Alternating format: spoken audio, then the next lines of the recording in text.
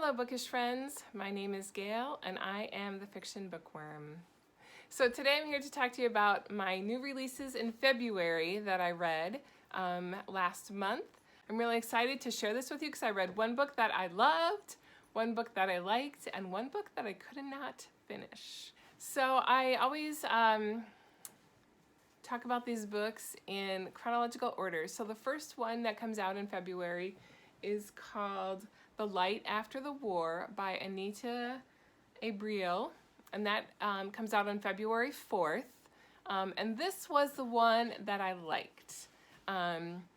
It is a big story. It travels from, I guess, Hungary to Italy, briefly to New York, to Caracas, Venezuela, and then to Australia. So there's lots of movement, but it's about these two Hungarian Jewish girls who escape the concentration camp.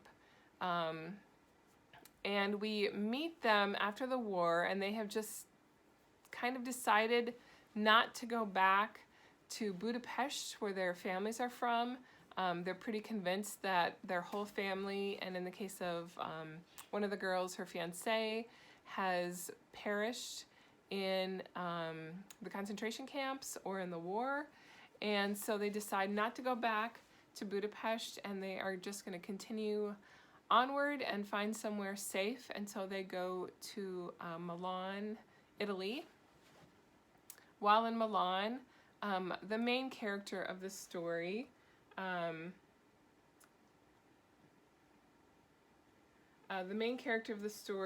Vera, she meets a man who's a colonel in the army, and she works for him. He's stationed at the embassy, and he meets her, and he finds about her situation, how they've lost their families. Her and her friend Edith have lost their families. So he does some research for her. He really wants to help her. He buys her gifts. She feels really weird about that. There was several moments in the book when I felt like we were going to have a Me Too moment, which we don't, because she falls in love with him. He falls in love with her. They fall in love, but ultimately they decide not to get married, and the story kind of continues. And so I don't want to give away too much that is spoilers, but I struggled with this book. There wasn't anything that I really didn't like about it, except for a few odd moments that felt, I think at the beginning there was some odd moments when I felt like there was maybe some sexual harassment going to go on, but it was all okay. I think what I didn't like about it is there's this romance, but I'm just not sure how into it Vera is. We don't get a really close view of Vera and her emotions, and I'm not sure if that's just because she's been through so much and she's just not feeling, or if the author was just not very good at helping us to see her emotions. The story itself is actually based on the true story of the author's mother, and I think that resulted in a little bit of distancing that the author did from Vera, because usually when you write a book, I've heard many authors say, or be asked, like, which character are you? And they'll say, well, I'm all the characters. Diana Gabaldon famously says that about one of her most villainous characters. When people say, well, how did you, they'll say terrible things about him, or they'll say, oh, what a villain, and not realize that they're talking to Black Jack Randall in the form of her, because she is all the characters. And I feel like because this was like a based on a true story kind of novel written about the author's mother, she wasn't all of the characters. Vera was very much her mother.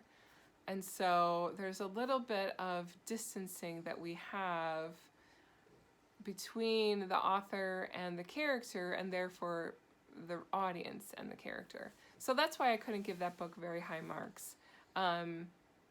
There's definitely some great stuff in it. There were things that I really enjoyed about it.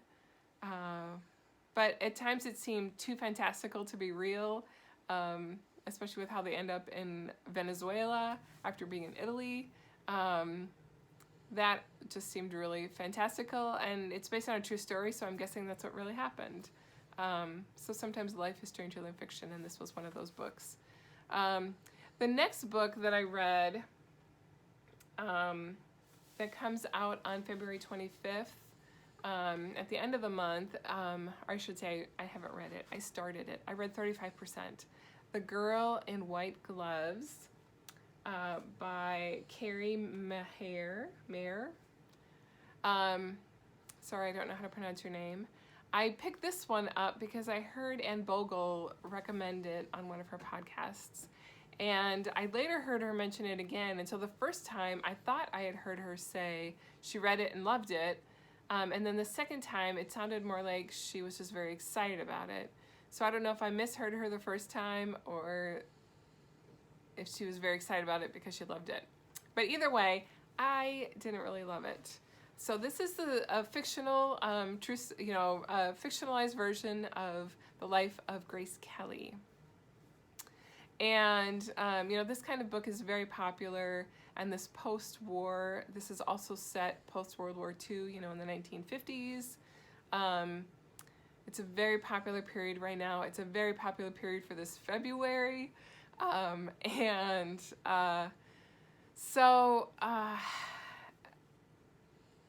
think where I struggled with this book was we meet Grace Kelly at different times in her life in the book, although the beginning is mostly talking about her early years before she met Prince Rainier, and talking about her Hollywood years. I feel like the book was sort of just starting to get interesting when I really just decided I didn't care enough to go on, because it started talking about her making movies with some famous actors.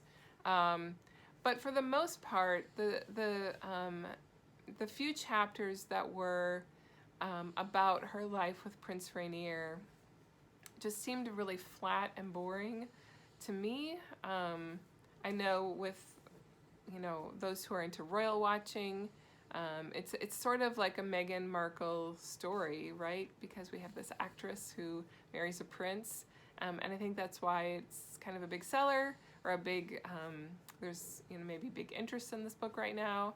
But overall, her early life and career was kind of boring to me, to be honest. There's a lot of stuff about her learning to be a better actress and the affairs that she had with older men. Her life as a mother a little bit. We see a few chapters of that. So, I don't know. Overall, to me, it just wasn't very compelling.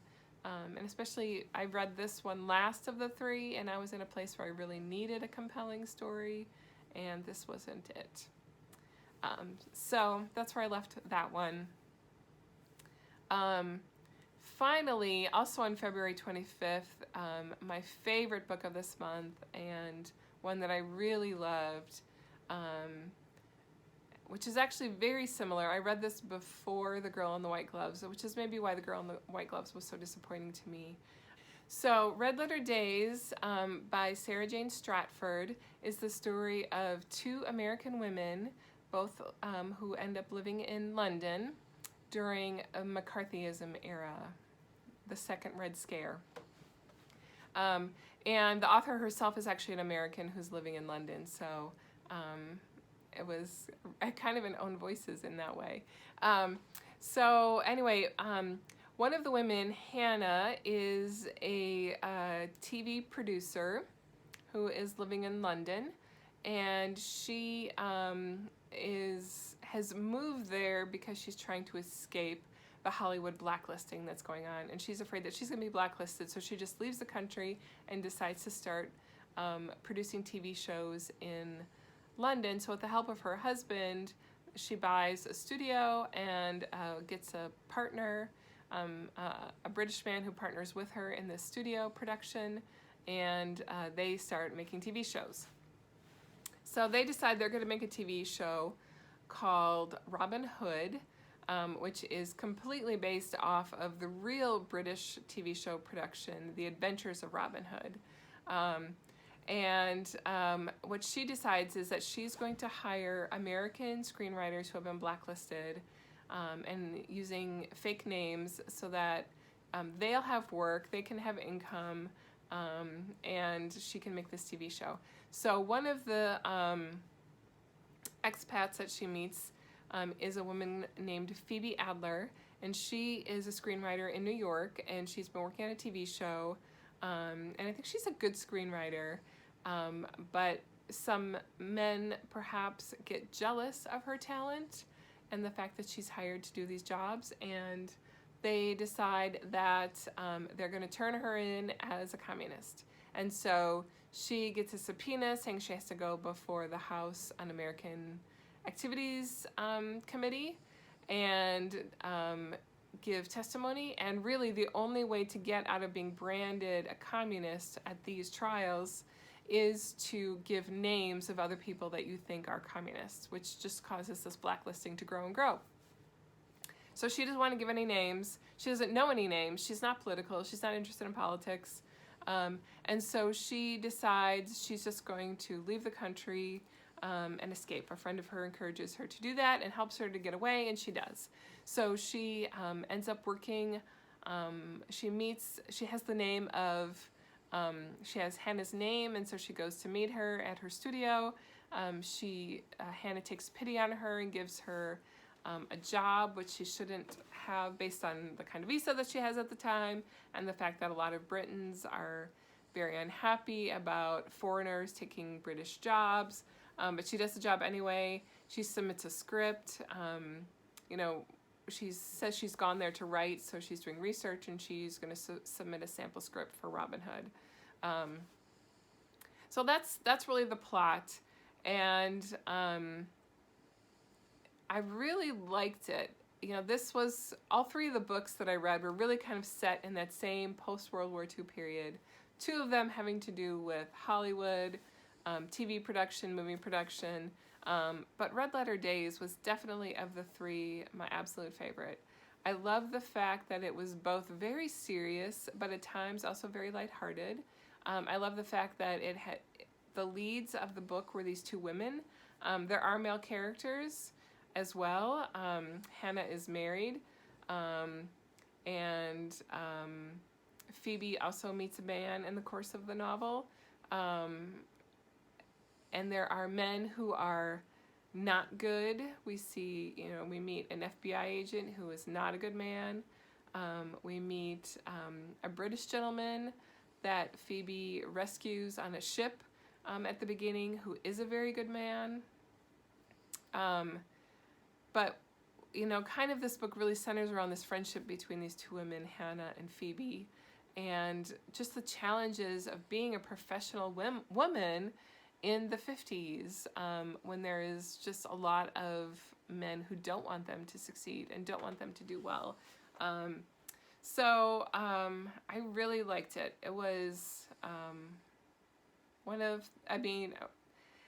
it's only January, so to say it's the best book I read this year seems a little early days, but it definitely, I think, will rise to my top 10 list for this year.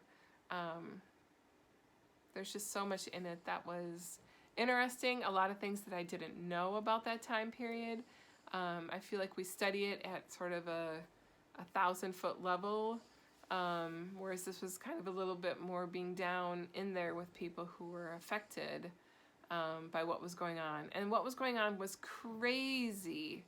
I mean, absolutely crazy. Like the invasion of privacy, people being treated as guilty, before they're proven innocent, like just the sense of that, if you were accused, you were definitely a communist, and like just this blanket fear of communism was just so pervasive. I did not live through that time, so I don't have memories of that. I have a little bit of that because I did grow up during the Cold War, but not like it was in the 50s. So it was really interesting. I encourage you to read it.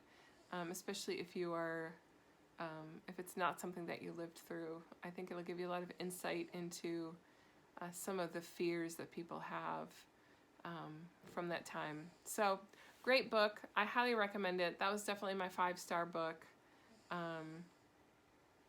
So, I hope that you look for that when it comes out February 25th, and that you will enjoy reading in February.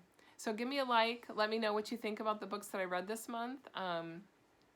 And I hope that you will follow me on the social medias. So have a great day and enjoy reading.